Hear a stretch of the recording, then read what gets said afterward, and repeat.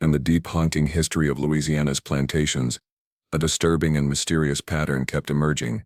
Slave babies were being born with blue eyes and blonde hair, standing out starkly from their families. The shocking truth: all of these children shared a single father. What started as whispers among the enslaved soon became an unsettling revelation about power, exploitation, and the horrifying secrets hidden behind plantation walls.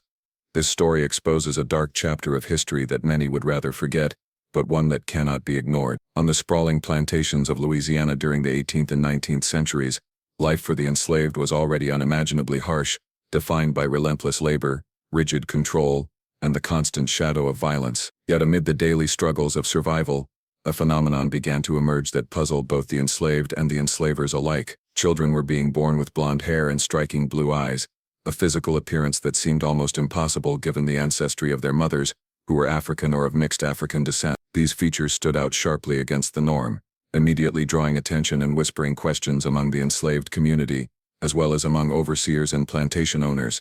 Every time such a child was born, it became an event, a point of curiosity, fear, and often shame. There was no natural explanation that could satisfy the casual observer, and yet the pattern kept repeating itself with unnerving consistency across generations and plantations. The births of these children were not isolated incidents but a recurring thread, a dark and visible reminder of the unnatural social and sexual hierarchies that defined the plantation system. The children's unusual physical traits, blue eyes, light hair, fairer skin, were immediately noticeable in comparison to their families and neighbors. In an environment where even small differences could be a source of gossip or speculation, these traits were impossible to ignore. Enslaved mothers often tried to protect their children, hiding them from prying eyes when possible, but the visible signs could not be concealed.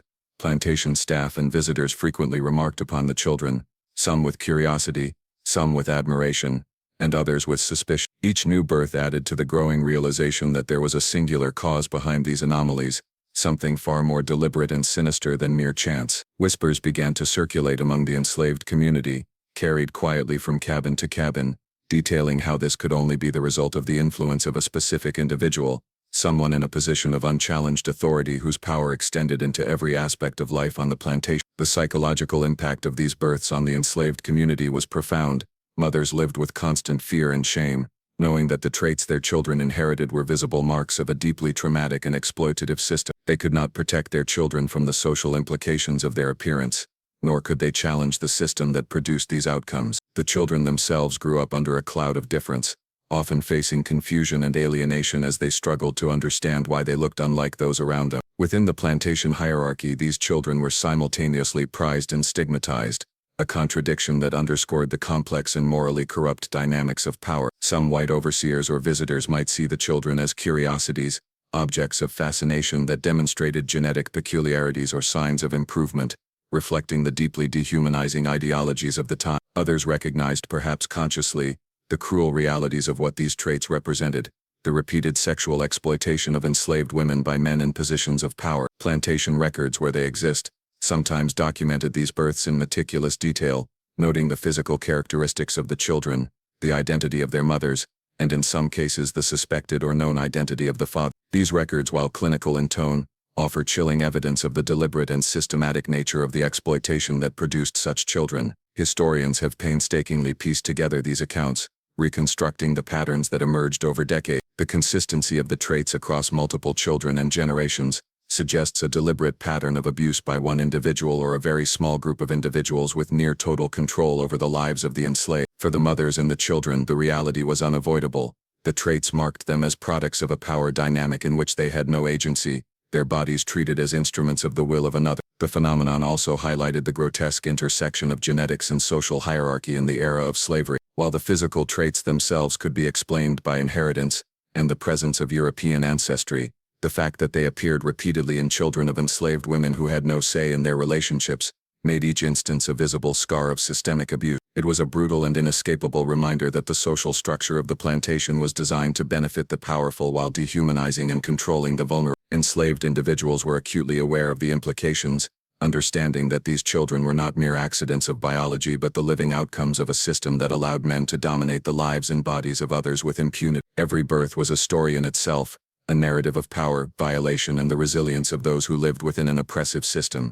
Community reaction among the enslaved was complex. Some whispered in anger and sorrow about the injustices represented by these children, while others tried to rationalize or explain the phenomenon in the context of folklore, spiritual belief, or rumor. Elders often advised caution, teaching younger members of the community to protect themselves and their children, to avoid drawing attention, and to navigate the dangerous social structures with as much care as possible. The children, growing up with their unusual features, sometimes became symbolic figures within the community, embodying the dual realities of oppression and survival, a living reminder of both the cruelty of their circumstances and the resilience of their family. The repeated discovery of these children also had implications for the broader plantation system. Plantation owners and overseers could not ignore the pattern indefinitely. In some cases, attempts were made to obscure or conceal the identities of the fathers, particularly if they were individuals of social or economic prominence, whose reputations could be jeopardized. Yet the physical evidence, the children themselves, was undeniable. This created tensions within the hierarchical structure of the plantation, as visible manifestations of power and exploitation could not be hidden,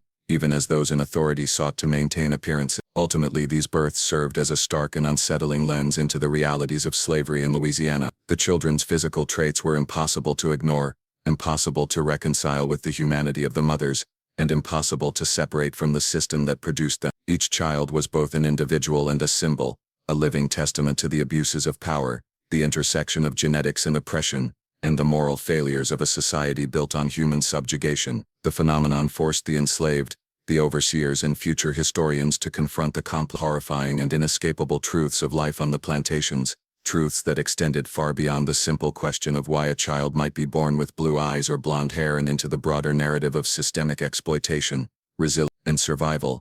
The appearance of children with blonde hair and blue eyes on Louisiana plantations immediately drew suspicion and confusion among both the enslaved and those who managed or observed the plantation. In a society where physical appearance was closely linked to racial hierarchy and social status, the striking differences in these children's features could not go unnoticed. For the enslaved community, the very existence of such children was a source of whispered speculation and unease. They knew from painful experience and shared stories that such anomalies were rarely natural in a system designed to strip them of control over their bodies and lives. Every birth of a child with these European features prompted questions that were both whispered in fear and discussed with an urgency born of necessity. Who was responsible? How could such a child exist in a community where the majority of people shared darker skin, hair, and for those in positions of authority, the overseers, plantation owners, and visitors who regularly interacted with the enslaved, the sudden appearance of these children triggered a mix of curiosity, suspicion, and sometimes unease. Plantation life was already rife with rules, control measures, and constant surveillance. The presence of children who looked markedly different threatened to reveal hidden truths about the power dynamics within the plantation. The patterns were too consistent to be dismissed as mere coincidence, and the physical traits of the children often pointed to one inescapable conclusion: that a single individual, someone with unchallenged power and access to the enslaved women, was the realization that these children were likely the product of repeated sexual exploitation did not erase the fascination and gossip. Rather, it complicated it, creating a mixture of moral discomfort, denial, and pragmatism. Some plantation owners sought to minimize attention to the children to protect reputations or maintain social appearances, while others appeared indifferent, treating the children as property or curiosities rather than human beings with lives shaped by trauma and circumstance. Among the enslaved, the suspicion surrounding these children was tinged with fear and anger. Mothers in particular carried a heavy burden. They lived in constant awareness that their children bore visible evidence of a violation they had no power to prevent. The blue eyes and blonde hair were not just physical characteristics.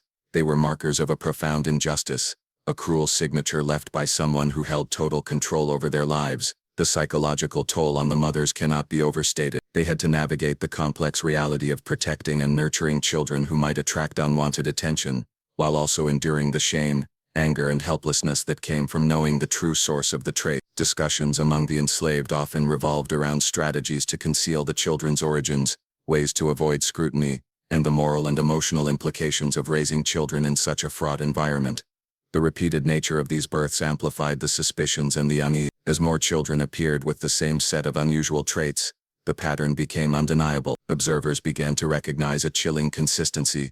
These were not isolated incidents, but a sequence of births, tied to one man, someone whose behavior exemplified the abuse of power and the systemic exploitation that slavery enabled. For the enslaved, this knowledge was both terrifying and galvanizing.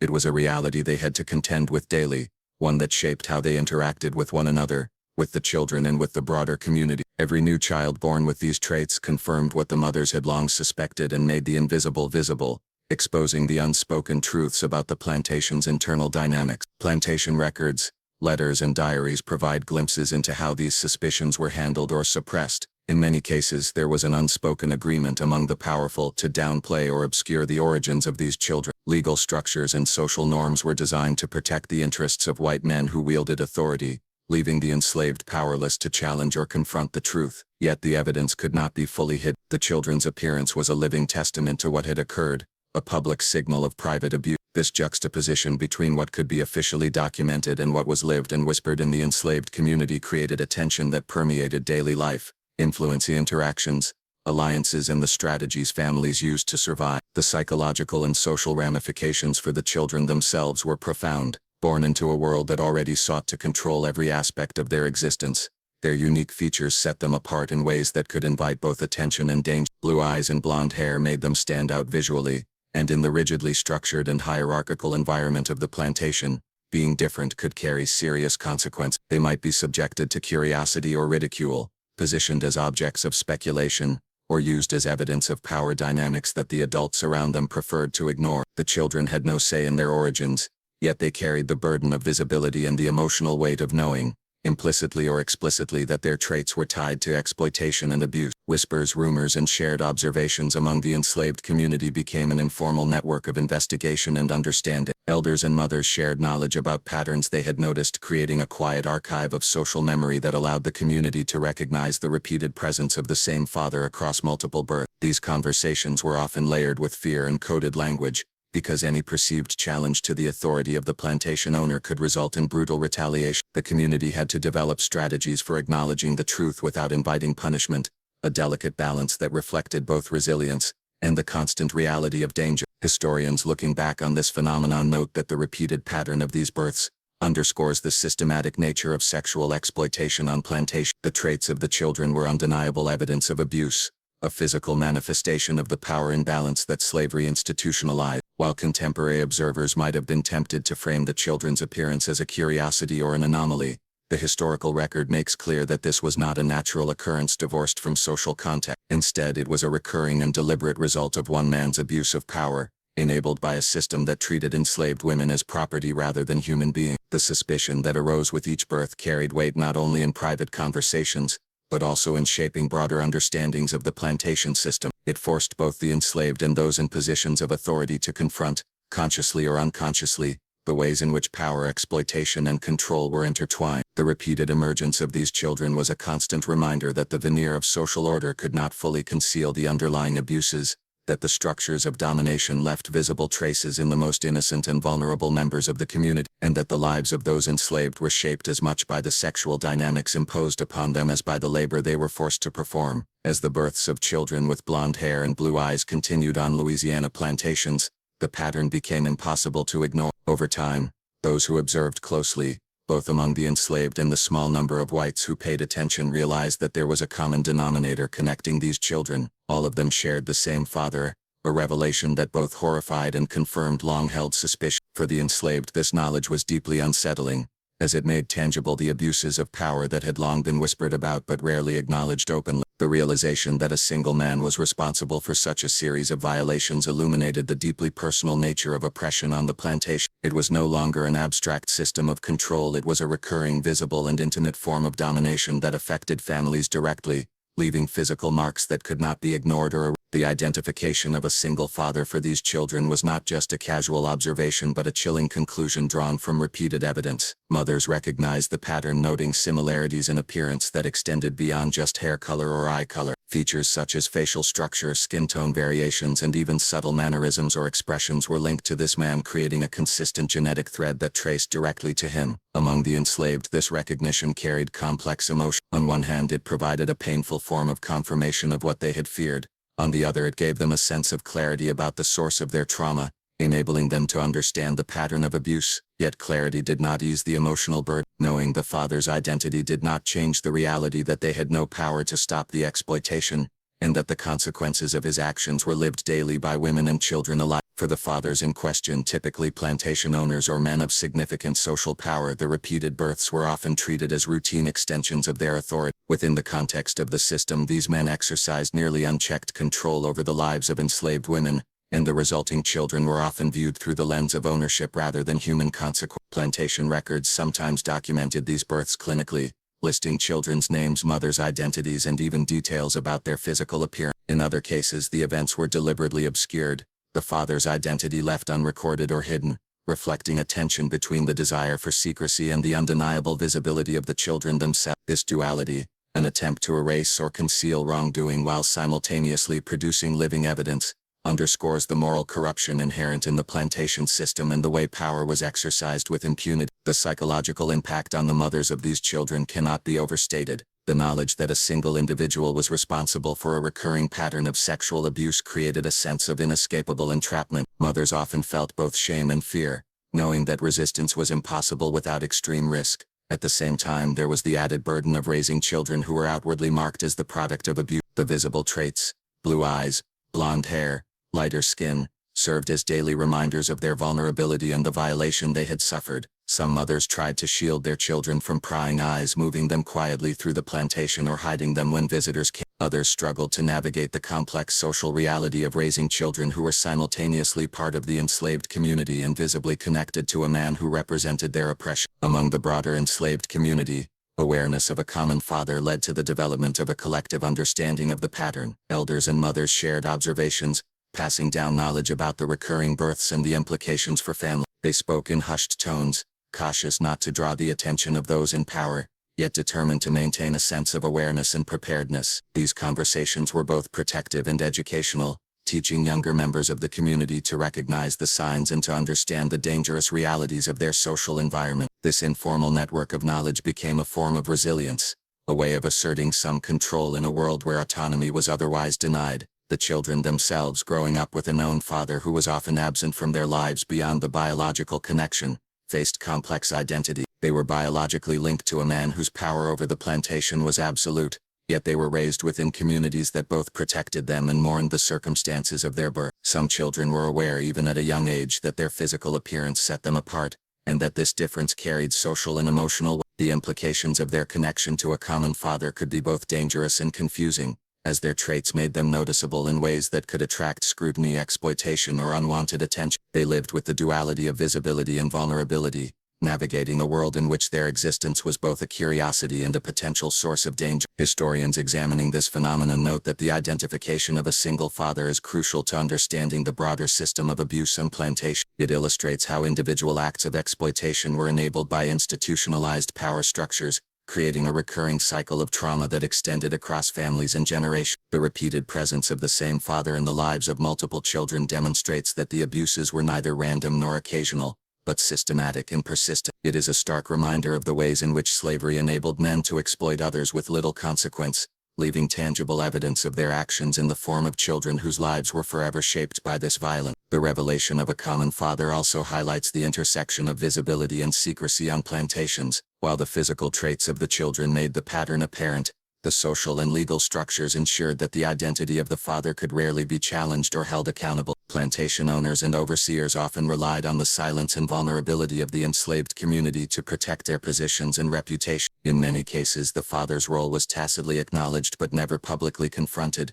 creating a tension between what could be seen and what could be acted upon. This tension added another layer of psychological complexity to the lives of the mothers and children who had to navigate a world where the truth was evident yet untouchable, a visible mark of abuse in an invisible system of control. The repeated identification of a single father also served as a chilling lesson for other enslaved women, reinforcing the inescapable nature of the power dynamics they faced. It demonstrated that no amount of resistance could fully prevent exploitation and that the consequences of such abuses were deeply personal and unavoidable. Yet it also paradoxically created a sense of communal awareness and solidarity. Women shared strategies for survival, for concealing the children when necessary, and for supporting one another in the face of a reality they could not change. The recognition of a common father, while a source of fear and trauma, became a focal point for understanding the systematic nature of the oppression they endured, and for forging a quiet, resilient form of resistance within the constraints of the plantation system. Ultimately, the knowledge that all of these children shared a single father was both a confirmation of suspicion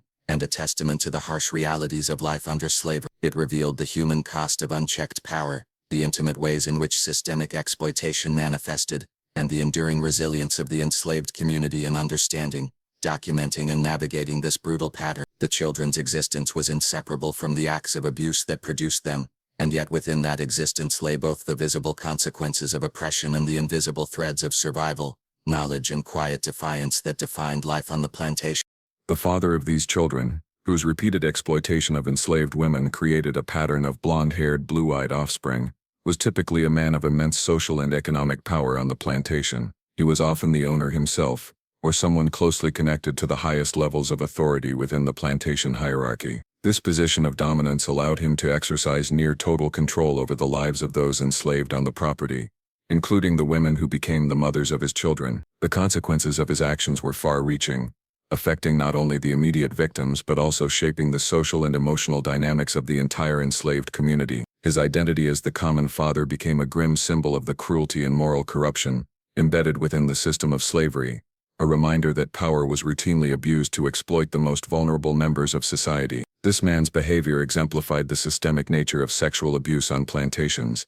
Enslaved women had little to no agency to refuse advances or to protect themselves and their children from the consequences of these encounters. The imbalance of power was absolute. Refusal could result in brutal punishment, while compliance was often coerced under threat. In this environment, the father's repeated acts of exploitation were not just personal transgressions but also a reflection of a broader social and economic system that normalized such behavior. The children born from these unions bore visible marks of this abuse, and their very existence highlighted the intersection of power, control, and the commodification of human lives.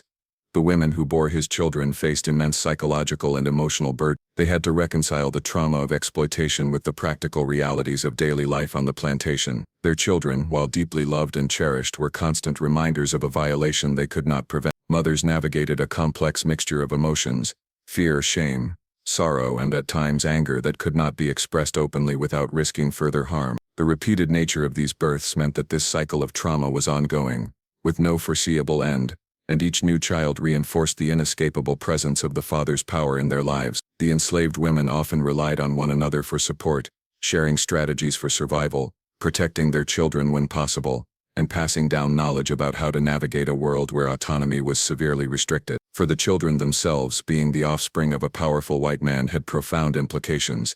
They were visibly different from their peers, marked by blonde hair, blue eyes, and lighter skin tones that set them apart in a community where most were of African descent. These physical traits made them immediately recognizable and often subjected them to scrutiny or speculation from both the enslaved and the enslaver. They were caught in a liminal space, biologically connected to a figure of authority and power, yet socially and legally confined to the same status as their mother. Their existence was a living testament to the abuses that produced them, and their lives were shaped by the dual realities of visibility and vulnerability, curiosity and stigma. The father's repeated actions had broader social implications on the plantation. The presence of multiple children by the same man challenged the carefully maintained social structures that sought to obscure abuses and maintain appearances. While plantation owners and overseers might attempt to hide or downplay the identity of the father, the children themselves were undeniable evidence of his repeated exploitation. This created a tension between secrecy and visibility, a constant reminder of the abuses of power that were otherwise often invisible to outsiders. The enslaved community understood the implications and developed informal networks of knowledge, using whispered conversations and shared observations to track patterns, identify risks, and offer support where possible. Historians examining these cases note that the father's identity is crucial to understanding the dynamics of power and exploitation on the plantation. His actions were not isolated incidents but part of a broader pattern in which men in positions of authority exercised control over the bodies of enslaved women with impunity. The repeated fathering of children with similar physical traits underscores the systemic nature of abuse, revealing how deeply entrenched the exploitation was and how the consequences extended across generations. These children became living symbols of oppression, and their existence forced both contemporaries and future observers to confront the human cost of unchecked power. The physical traits of the children, blue eyes, blonde hair, lighter skin, were not merely biological curiosities but visible markers of a pervasive system of abuse. They signified the repeated intrusion of the father into the lives of the enslaved, serving as a constant, inescapable reminder of his authority and the social hierarchy that enabled it. The children's presence disrupted any illusions of equality or innocence within the plantation, exposing the stark reality of power and its consequences. For the enslaved women, these traits were painful reminders of a reality they could not change, a permanent imprint of trauma passed down through generations. At the same time, the repeated fathering of children had complex effects on community dynamics. Within the enslaved population, mothers and elders had to navigate not only the emotional and psychological consequences, but also the social implications of raising children visibly connected to a powerful figure. Some children were treated differently by overseers or even by other enslaved people, reflecting the complicated intersection of fear, admiration, and social perception. The community had to find ways to incorporate these children into daily life while managing the challenges posed by their visibility and the attention they drew. These dynamics illustrate the multifaceted consequences of one man's repeated abuse, affecting not only his direct victims, but also the broader social fabric of the plantation. The identity of the father also highlights the broader societal structures that enabled such behavior. Laws and customs of the time provided little to no protection for enslaved women, and the status of the father as a man of wealth and influence ensured that his actions could continue with minimal risk of consequence. This intersection of legal, social, and economic power allowed abuse to occur repeatedly, leaving the victims with virtually no recourse. The children, as tangible evidence of these abuses, carried the legacy of this power imbalance, their lives inseparable from the exploitation that created them. Ultimately, the father's repeated exploitation of enslaved women and the visible traits of their children serve as a stark reminder of the intersection of power, abuse, and systemic oppression. His actions were not anomalies but symptoms of a deeply entrenched system that allowed individuals in positions of authority to act with impunity. The mothers and children, while enduring unimaginable trauma, also embodied resilience, navigating a complex and dangerous environment with courage and resourcefulness. The legacy of these events extends beyond the immediate context of the plantation, offering insight into the broader historical realities of slavery and the ways in which power was exercised, resisted, and survived in a world defined by injustice. The repeated births of children with blonde hair and blue eyes on Louisiana plantations highlight in the most personal and visible way the widespread sexual abuse and exploitation that was inherent to the system of slavery. These children were living evidence of a brutal reality that was often ignored, denied, or minimized by those in positions of authority. For enslaved women, the abuse they endured was not limited to labor or physical punishment.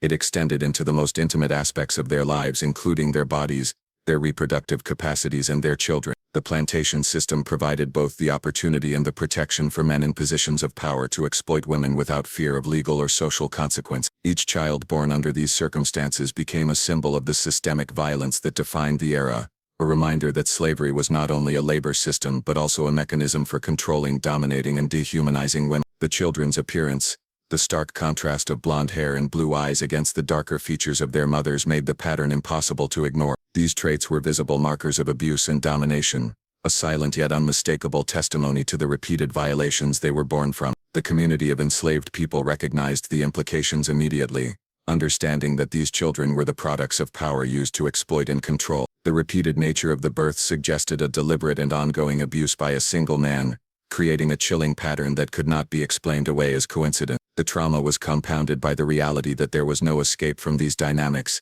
The system itself protected the abuser while leaving victims powerless. For the mothers, the psychological and emotional toll was immense. Each birth reinforced the cycle of exploitation, a constant reminder of their lack of autonomy and the vulnerability imposed by their social status. Raising a child with traits visibly connected to the abuser carried both emotional and practical challenge. On one hand, the child was loved and cared for deeply.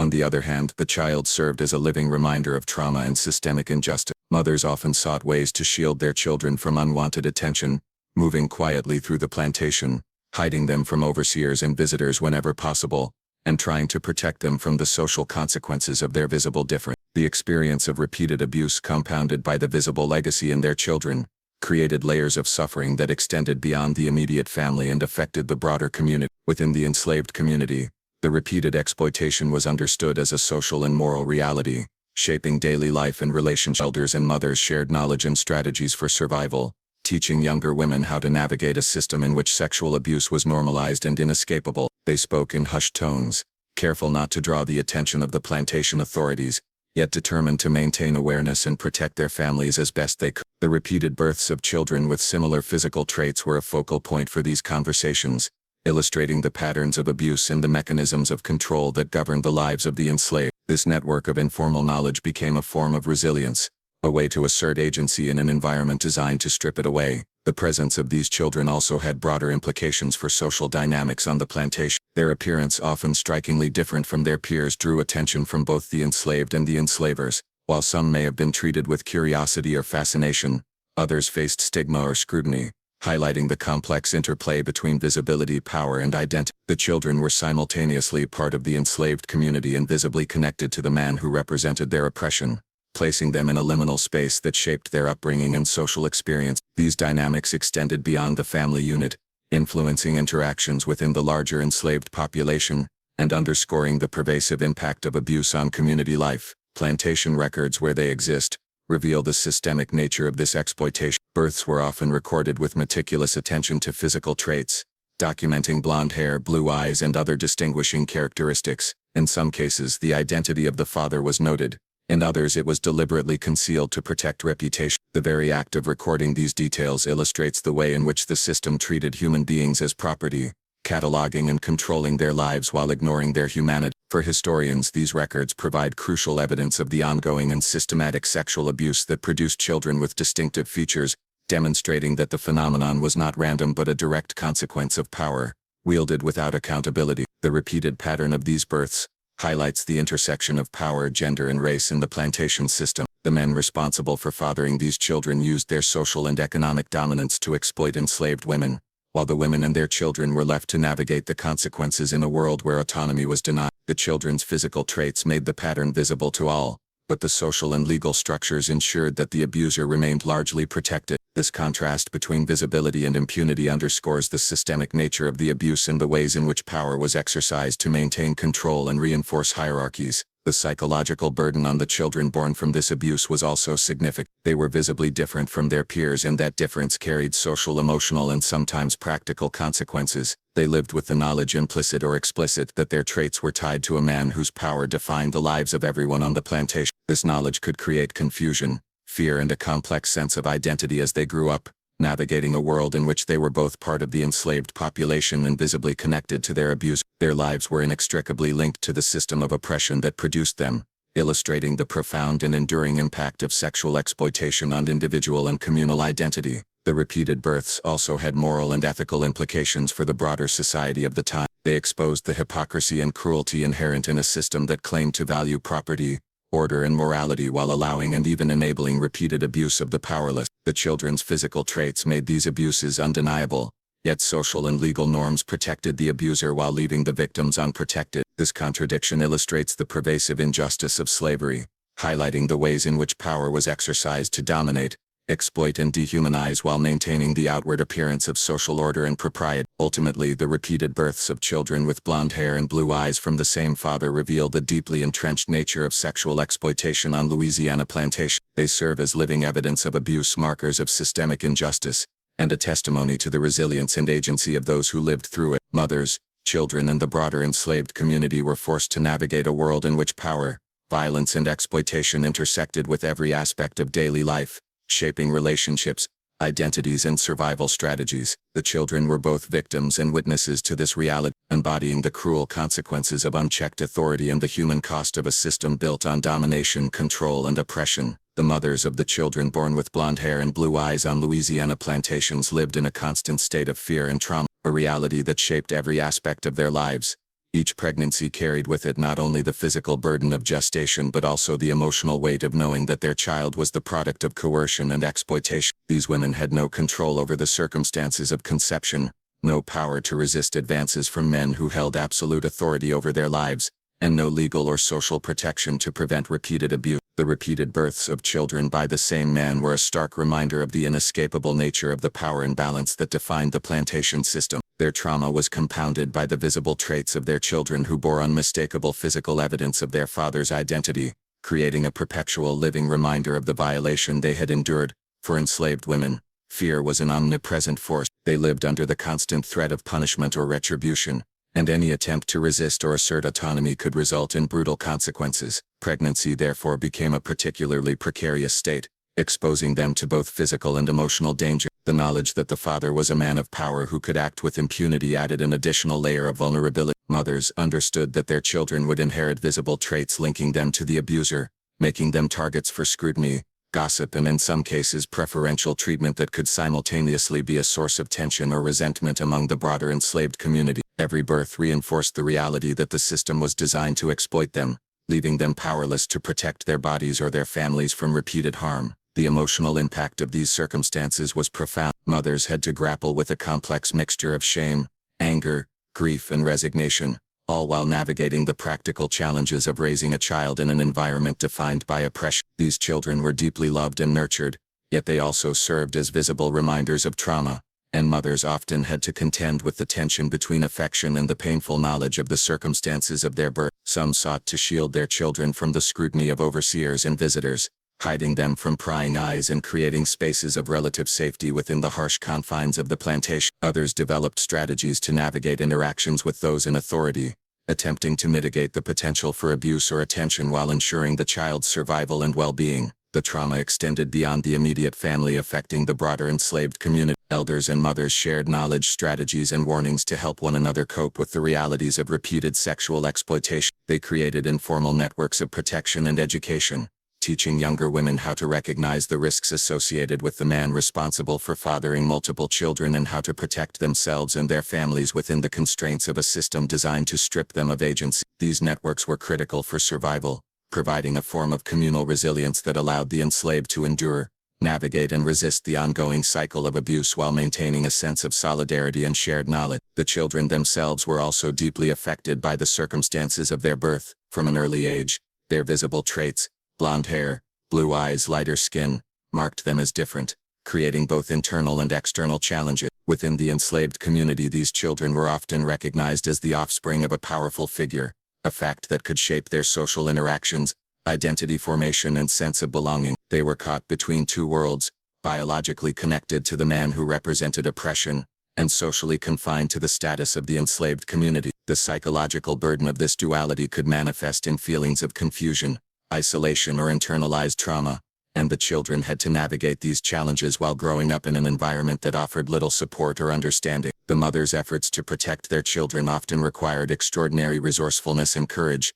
They had to anticipate potential threats, manage the attention of overseers, and create safe spaces within the rigid structures of plantation life. Some mothers relied on extended family or communal networks, enlisting the support of others to help shield the child from scrutiny or harm. Others developed strategies to blend their children into the broader community, downplaying the visible traits that connected them to their father while simultaneously nurturing a sense of identity and belonging. These acts of protection and resilience were themselves forms of resistance, demonstrating the agency and determination of enslaved women even within the constraints of a system designed to strip them of power. Plantation records, letters, and diaries provide additional insight into the experiences of these mothers, though often from the perspective of the enslavers. The documentation of births, physical traits, and parentage, while clinical in tone, offers evidence of the repeated exploitation that shaped the lives of women and children. Historians have reconstructed these patterns, demonstrating the systematic nature of sexual abuse and the enduring psychological and social consequences for the victim. The mother's experiences highlight the intersection of gender,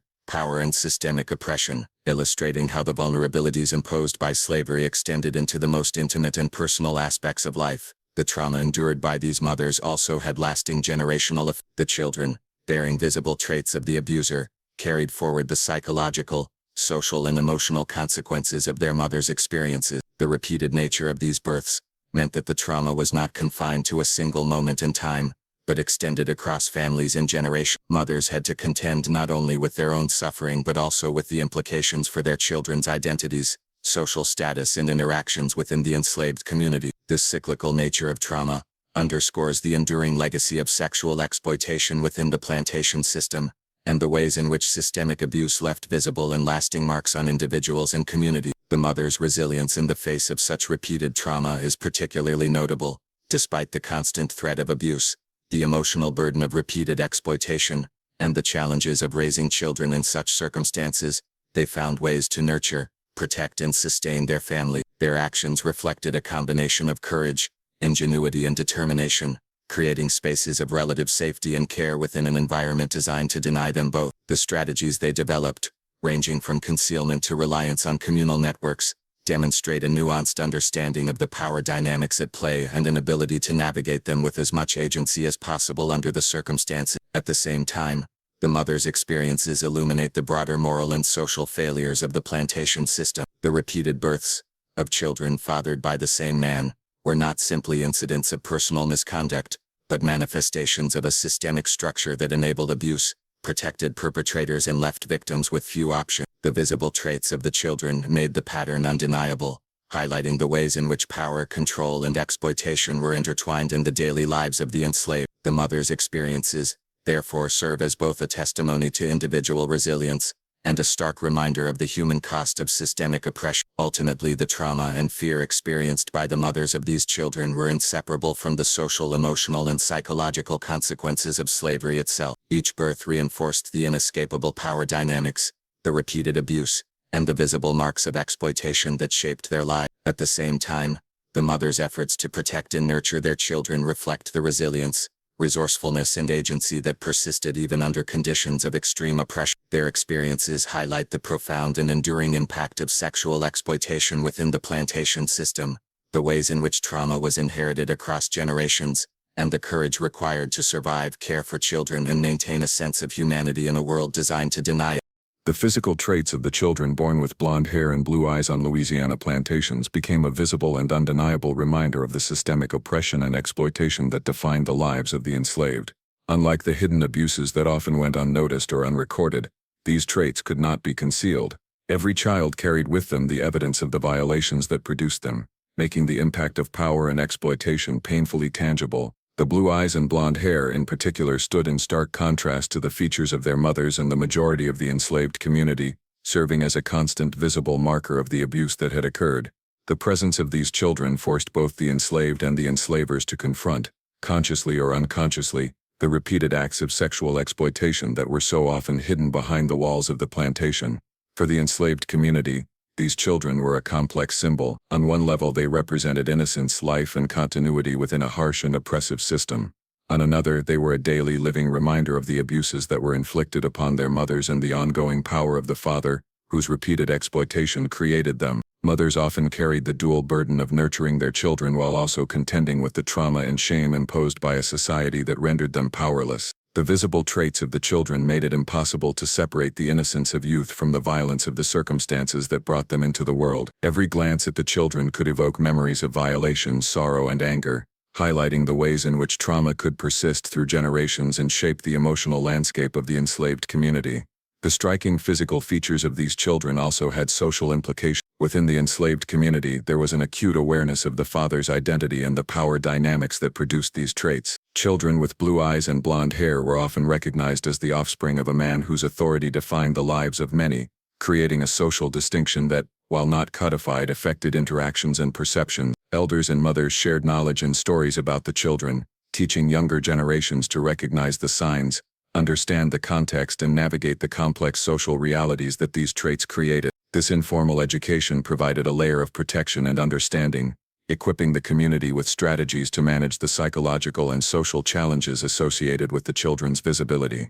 The children themselves faced unique challenges due to their appearance. Being visibly different from their peers, they were sometimes subjected to curiosity, scrutiny, or even envy from others.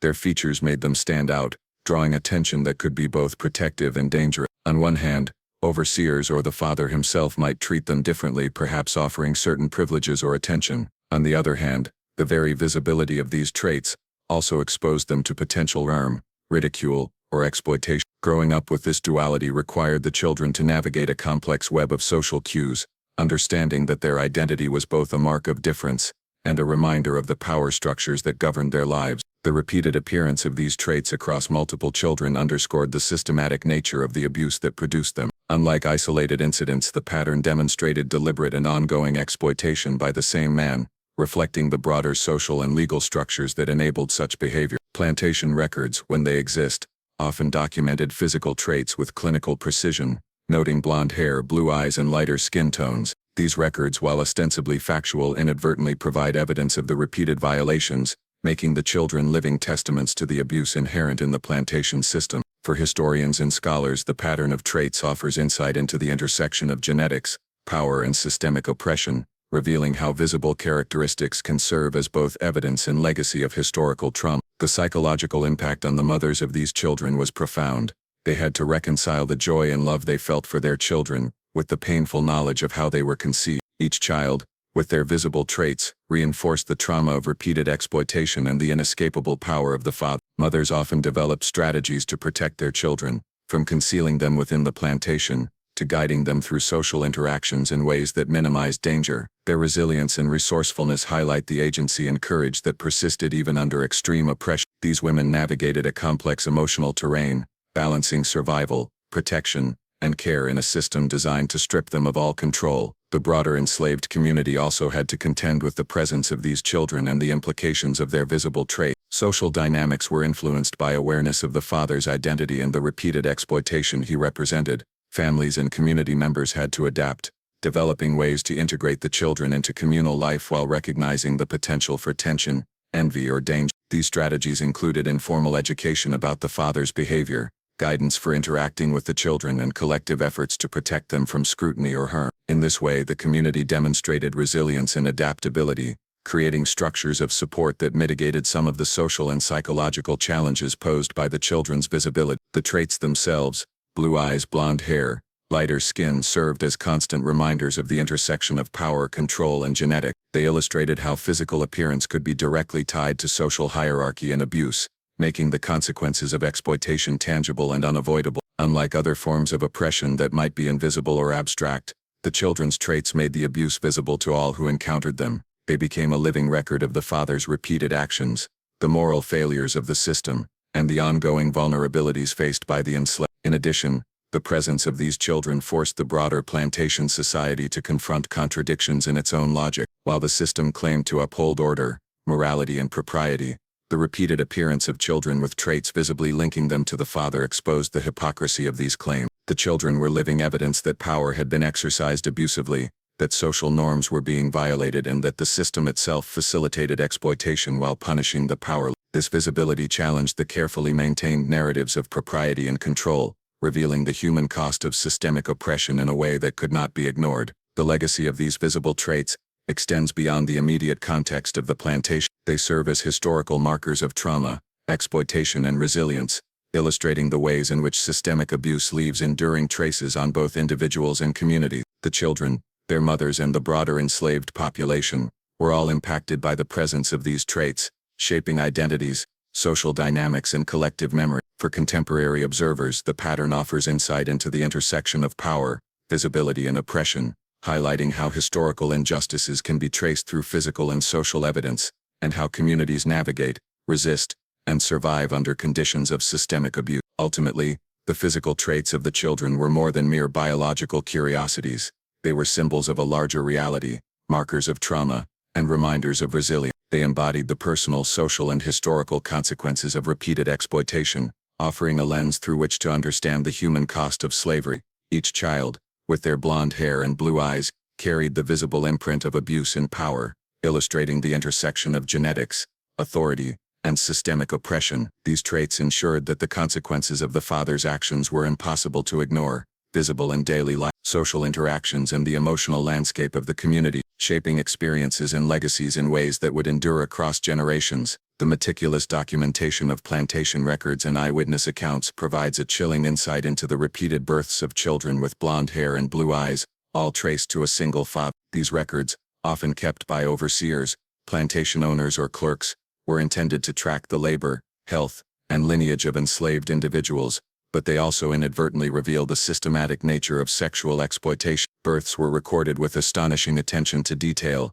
noting not only the mother's name and the date of birth, but also the distinct physical characteristics of the child. Blonde hair, blue eyes, and lighter skin tones were frequently remarked upon, highlighting the unusual and striking nature of these children in the context of predominantly African-descended families. For historians, these records serve as both evidence of abuse and a window into the ways in which power, authority, and ownership intersected with human biology in the plantation system. The repeated presence of children with similar traits across multiple mothers made the pattern undeniable. Plantation staff could not attribute the phenomenon to mere coincidence. Each new record reinforced the recognition that a single man, often the plantation owner or a figure of authority, was the father. This realization carried profound implications for understanding the social dynamics and power structures of the plantation. It was not simply a matter of isolated misconduct, but a pattern of repeated exploitation, facilitated and protected by a system that granted men near total control over the lives of those enslaved. The children, their physical traits,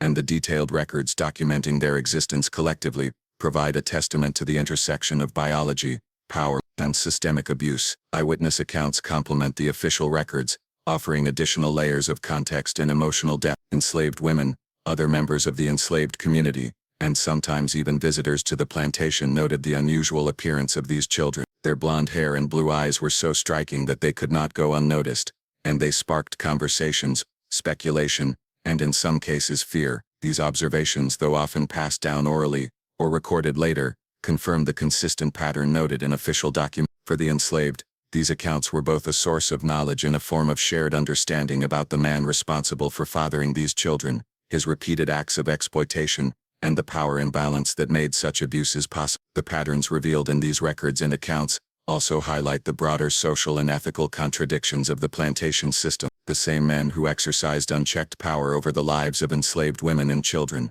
often sought to maintain appearances of propriety, morality, and social order, yet the children themselves were living proof of the abuse, impossible to ignore or conceal entirely. Their visible traits, blue eyes, blonde hair, and lighter skin, served as a constant reminder of the father's repeated exploitation and the moral failings of a system that allowed it. These records therefore document not only the biological outcomes but also the human consequences of power exercised without accountability. The psychological implications for the enslaved women were immense. Knowing that their children would be visibly marked by a man whose authority dictated their lives was a source of ongoing trauma. Mothers had to contend with the fear, shame, and sorrow associated with repeated exploitation. Even as they nurtured and protected their children, they developed strategies to minimize scrutiny, such as concealing the children, or carefully managing social interactions.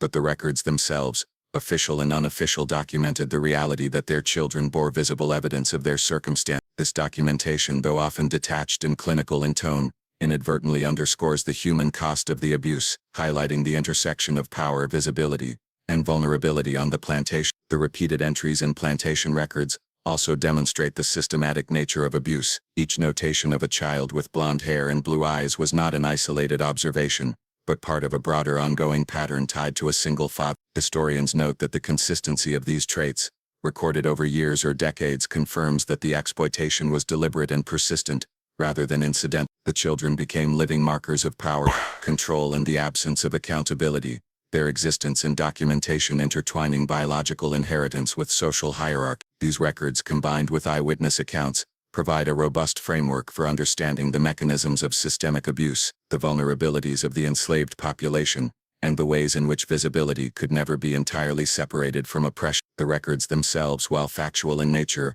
also reveal the dehumanizing lens through which the enslaved were viewed. Children were noted for their traits, mothers were identified by name, and yet the circumstances of conception, the coercion and exploitation were rarely acknowledged explicitly. The documentation treated the outcomes as data points, reinforcing the objectification of the enslaved while simultaneously preserving evidence of the abuser's repeated actions. This duality highlights the complex interplay between control, observation, and evidence in the plantation system. The children's traits were both a source of fascination and a testament to injustice, while the record served as a cold, bureaucratic acknowledgement of repeated exploitation that left lasting consequences for families and communities. Eyewitness accounts further illuminate the social realities behind the records. Enslaved women often observed patterns of abuse, noting which man fathered multiple children with different mothers. Stories and warnings circulated quietly within the community, creating a network of knowledge and survival strategy. These accounts, passed down orally or recorded later,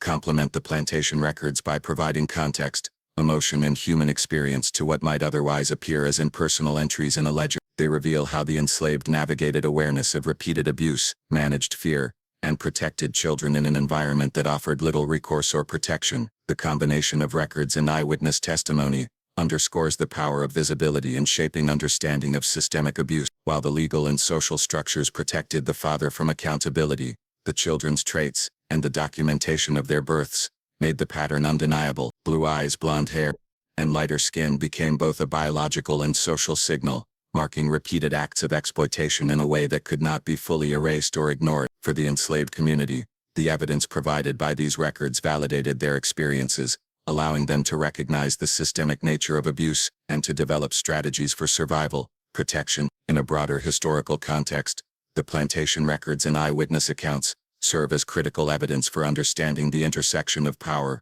race and gender in the antebellum South. They reveal how systemic abuse was both enabled and documented, how visibility of traits could mark victims of exploitation, and how the enslaved navigated complex social realities to protect themselves and their children. These records are more than administrative details. They are testimonies to the resilience, suffering and agency of those who lived through repeated violations. They provide a lens through which historians and contemporary audiences can understand the human cost of slavery and the enduring legacy of power exercised without accountability. The repeated births of children with blonde hair and blue eyes on Louisiana plantations reveal a stark and undeniable truth about the abuse of power and the sexual exploitation inherent in the institution of slavery. These children were not merely isolated anomalies. They were the products of deliberate and repeated violations by a single man, whose authority over the enslaved women allowed him to act without fear of consequence. Each birth served as a visible marker of the systemic abuses that shaped plantation life, making the intersection of biology, power and oppression unmistakable. For the enslaved community, the presence of these children was a constant reminder of vulnerability and the realities of life under a regime that treated human beings as property, while simultaneously exposing them to personal and intimate forms of exploitation. The children's physical traits, blonde hair, blue eyes and lighter skin, set them apart within the enslaved population, making the pattern of repeated paternity clear. These traits were more than superficial differences. They carried profound social, emotional and psychological implications. Mothers and other members of the enslaved community quickly recognized that these children bore the unmistakable imprint of a single man, a man whose position of power allowed him to father multiple children across different families. This awareness, though fraught with fear and sorrow, created a sense of shared knowledge and vigilance within the community, as women exchanged observations, warnings and strategies for protecting themselves and their children from further harm or scrutiny. The repeated nature of these births also illuminated the systemic failures of the plantation system. Laws and customs of the time provided little protection for enslaved women, ensuring that men in positions of authority could exploit them with near total impunity. Plantation owners, overseers and other men of influence were rarely held accountable for sexual abuse, and the children born from these acts were treated as part of the property system rather than as individuals with rights or autonomy. The children's physical traits were undeniable evidence of the exploitation, yet the structures of power ensured that the abuser's identity and actions were shielded from meaningful scrutiny or consequence. This dynamic underscores the deep entanglement of power, law and social hierarchy in enabling repeated abuse. For the mothers of these children, the emotional and psychological burden was immense. Each new child represented a reinforcement of trauma, a living reminder of vulnerability and violation, and an ongoing challenge to maintain dignity and agency within an oppressive system. Mothers had to navigate the dual realities of nurturing and protecting children while simultaneously grappling with the circumstances of their conception. These challenges were compounded by the children's visibility. Their distinctive features made them subjects of attention, speculation, and in some cases differential treatment by the men in power. Despite these challenges, mothers demonstrated remarkable resilience, devising strategies to conceal their children, protect them from social consequences, and ensure their survival within a world defined by oppression and exploitation. The children themselves grew up in a liminal space shaped by their biological connection to a powerful man and their social position within the enslaved community. Their physical traits made them different, often setting them apart from peers and drawing attention that could be both advantageous and dangerous. They were visibly linked to the man responsible for repeated abuse, yet they remained subject to the same legal and social constraints as others in the enslaved population. This duality created complex emotional and social dynamics. As children navigated questions of identity, belonging and safety, they bore the psychological weight of their origins, living with visible evidence of trauma while negotiating the realities of community, family and survival. The repeated pattern of these births also influenced the broader social dynamics of the plantation. Awareness of the father's identity and the implications of repeated abuse shaped interactions within the enslaved community, affecting relationships, alliances and strategies for coping with oppression. Women and elders shared knowledge discreetly, using observation, storytelling and mentorship to prepare younger generations for the social and emotional challenges associated with these children. This informal system of knowledge served as a protective measure, equipping the community with the tools to navigate complex social hierarchies while maintaining a sense of solidarity and collective awareness. Plantation records, often clinical in tone, further document the systematic nature of this exploitation. Births were noted with attention to physical traits, parentage and other distinguishing characteristics, creating a bureaucratic trail that inadvertently exposes the repeated violation. These records, while primarily concerned with labor, lineage and property, provide critical evidence for understanding the scope of abuse, the visibility of children as markers of exploitation, and the ways in which the plantation system facilitated repeated violation. When combined with eyewitness accounts and oral histories, these records create a comprehensive picture of the interplay between power, biology and systemic oppression, revealing the human consequences that extended far beyond individual incidents. The visibility of the children's traits served as both evidence of abuse and a reminder of the structural inequities that enabled it. Blonde hair, blue eyes and lighter skin were not mere curiosities, they were symbols of repeated domination and the failure of societal structures to protect the most vulnerable. The children's existence made it impossible to ignore the intimate and pervasive nature of exploitation, demonstrating that systemic abuse left tangible and enduring marks on families and communities. These traits acted as living testimony,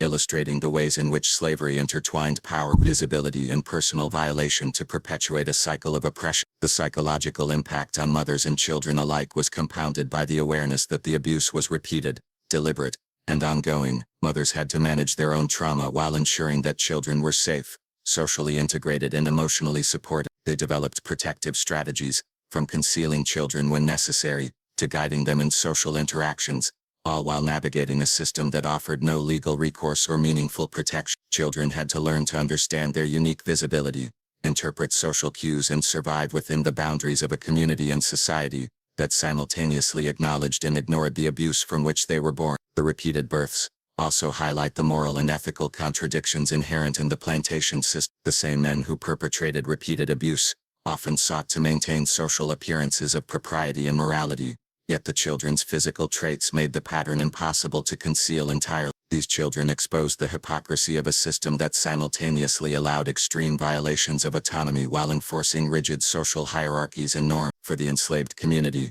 this reality underscored the limits of power and protection, while also providing a framework for understanding, documenting and navigating the systemic nature of abuse. Ultimately, the children with blonde hair and blue eyes born from a single father serve as living evidence of systemic sexual exploitation, power imbalance and the human cost of slavery. The repeated nature of these births illustrates the deliberate and ongoing nature of abuse, while the mother's resilience and strategies for protection demonstrate agency, courage and resourcefulness under extreme conditions. The children's physical traits made the abuses visible, shaping identity, social dynamics and collective memory within the enslaved community. Together, these elements illuminate the enduring psychological, social and generational consequences of repeated exploitation, highlighting both the cruelty of systemic oppression and the resilience of those who endured it. The repeated births of children with blonde hair and blue eyes on Louisiana plantations stand as a chilling testament to the extreme abuse of power inherent in the institution of slavery. Each child was a living record of systemic exploitation, the result of repeated sexual abuse by a single man who wielded unchecked authority over the lives of enslaved women. The implications of these births went far beyond the individual families. They shaped the social dynamics of entire plantations, influenced communal relationships, and left enduring psychological, emotional, and generational scars. The visibility of these children made it impossible for anyone involved to ignore the intimate nature of the abuse, exposing the contradictions and moral failures of a society that claimed propriety while enabling repeated violations with impunity. For the mothers, each birth was a source of profound trauma, combining physical burden, emotional anguish and psychological distress. Pregnancy under these circumstances carried not only the usual risks associated with gestation in a harsh environment, but also the added burden of knowing that their child was the product of coercion and domination. The repeated births meant that trauma was ongoing, reinforcing a cycle of vulnerability that mothers could neither prevent nor escape. They had to reconcile deep love and care for their children with the painful knowledge of the circumstances of their conception, balancing the desire to nurture with the reality that their children were visible reminders of abuse. Mothers developed a wide range of strategies to protect their children, from hiding them within the household or quarters, to carefully managing interactions with overseers and other figures of authority, demonstrating resourcefulness and courage under extraordinary conditions. The children themselves lived in a unique and challenging social space. Their physical traits, blonde hair, blue eyes and lighter skin, marked them as different from most of their peers and made them immediately recognizable as the offspring of a powerful man. This visibility shaped their identities, social interactions and the ways in which they navigated community life. On one hand, these traits could result in preferential attention from those in authority. On the other hand, the same traits exposed them to scrutiny, curiosity, or potential exploitation. They had to reconcile their visible difference with their status as members of the enslaved community, creating a complex and often conflicted sense of self that was shaped by both biology and social circumstance. The psychological and emotional impact of growing up in this liminal space cannot be understated, as children were forced to negotiate identity, belonging, and survival in a system designed to deny autonomy and agency. The broader enslaved community responded to the repeated pattern with both awareness and resilience. Elders, mothers, and peers shared knowledge about the children and their father, providing guidance and strategies for navigating the social and emotional challenges that their presence created. This informal system of education and protection allowed the community to adapt, develop resilience, and create protective measures even within the strict limitations imposed by the plantation hierarchy. The repeated births highlighted the systematic nature of abuse, reinforcing communal understanding of the risks posed by individuals in positions of power, and underscoring the ways in which survival depended on vigilance, shared knowledge, and collective action. Plantation records provide further evidence of the systematic abuse, often documenting births with clinical precision. Records would note not only the mother's identity and date of birth but also the distinctive physical traits of the child, including hair color, eye color, and skin tone. While these records were ostensibly administrative, concerned with property and labor, they inadvertently provide evidence of repeated sexual exploitation. The meticulous documentation of physical traits reveals a pattern that is impossible to ignore, showing that the births were not random anomalies but part of a deliberate and ongoing pattern of abuse by a single man. These records, when analyzed alongside oral histories and eyewitness accounts, provide a comprehensive view of the intersection of power, biology, and systemic oppression. The repeated presence of children with similar traits also highlights the intersection of genetics and social hierarchy in the plantation system. The biological evidence of a single father's repeated exploitation was made visible in every child, creating a situation in which abuse was tangible, measurable, and undeniable. Mothers and community members could see the continuity of violation in physical features, reinforcing awareness of the risks posed by those in authority and the systemic failures that allowed such abuses to continue unchecked. The children became living symbols of power exercised without accountability,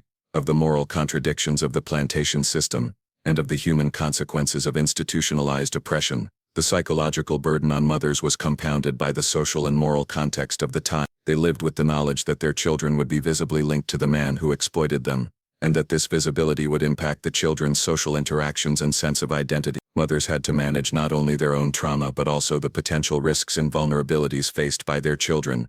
They devised strategies to navigate the plantation hierarchy, protect their families, and maintain a sense of dignity and resilience. These strategies included forming alliances with other women, concealing children when necessary, and providing informal education to help the children understand their circumstances and survive in a complex social environment. The children's experiences were shaped by both the privileges and dangers of visibility. While certain traits could result in attention from those in authority, the same traits also exposed them to the risks of scrutiny, envy, or exploitation. They had to develop social awareness, emotional resilience, and adaptive strategies to navigate interactions with peers, family members, and overseers. Their identities were constantly negotiated between the reality of their biological connection to a man of power and their social position within the enslaved community, creating a unique psychological and emotional landscape that influenced their upbringing, behavior, and sense of self. The repeated nature of these births also underscores the moral contradictions inherent in the plantation system.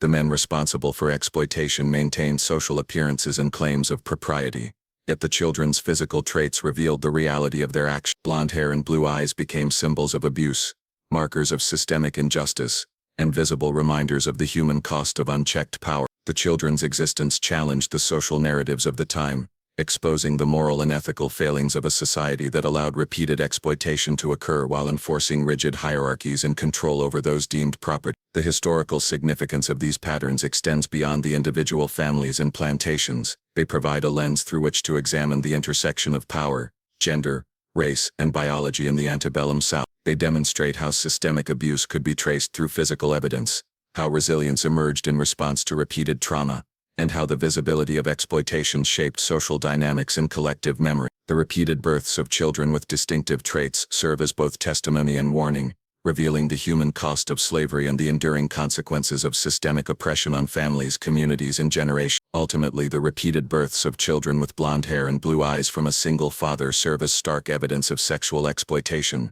systemic power imbalance, and the moral failures of slavery. Mothers demonstrated resilience and resourcefulness in navigating trauma and protecting their children, while children lived with the complex realities of visibility, identity, and survival. The broader community responded with vigilance, shared knowledge, and protective strategies, highlighting collective resilience in the face of oppression. Together, these elements illustrate the profound and enduring psychological, social, and generational consequences of repeated abuse, provide a lens to understand both the cruelty of systemic oppression and the human capacity for survival and resistance. The story of Louisiana's repeated discovery of children with blonde hair and blue eyes born to enslaved women by a single father is more than a shocking historical anomaly.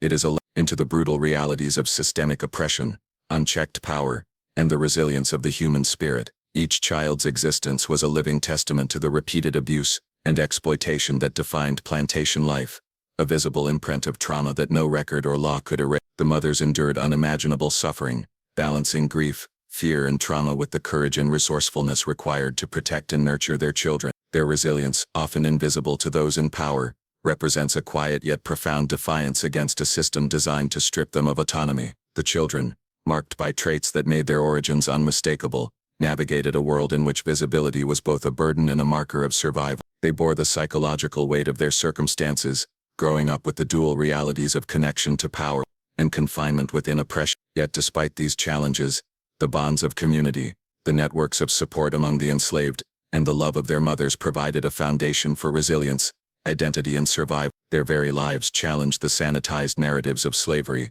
forcing acknowledgement of its intimate, pervasive, and often invisible violences. The broader lesson of these events is both tragic and illuminating. They reveal the systemic failures of a society that allowed repeated abuse to flourish, protected perpetrators, and commodified human lives. At the same time, they highlight the extraordinary resilience, resourcefulness, and humanity of those who survived and protected each other under impossible conditions. These children, their mothers, and their communities endured and adapted, creating spaces of care, resistance, and understanding amidst relentless oppression. In the end, the blonde-haired, blue-eyed children of Louisiana are not just historical curiosities.